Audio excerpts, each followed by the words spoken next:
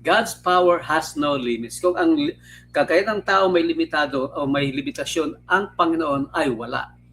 The words, but not with God, completely change the situation. What people cannot do, God can. Kung ano hindi nagagawa ng tao, kayang gawin ng Diyos. Because God is all-powerful, all-wise, faithful, sovereign, and unchanging. No circumstance is beyond His control. Amen? Wala pong mga pangyayari sa buhay mo at sa sanlibutan ito na hindi niya kayang kontrolin. Halimbawa po, si Abraham at Sarah. Alam po natin na sila po ay lipas na sa panahon ng panganganak, pero walang imposible sa panahon. Humanly speaking, having a child was impossible.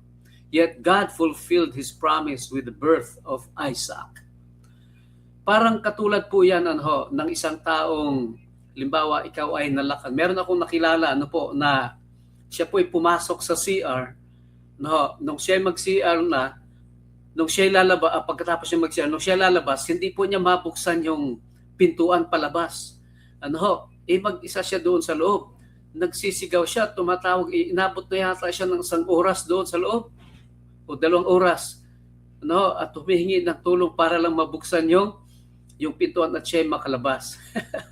Alam niyo po ba, hanggang hindi dumating po yung may hawak ng susi, hindi po siya makakalabas. Ganyan din po sa kalagayan ng tao.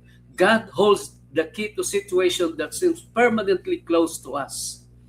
Kaya instead of asking, can I do this? Begin asking, what God can do? What can God do? Anong magagawa ng Panginoon? Tandaan po natin, God's power is greater than every human impossibility.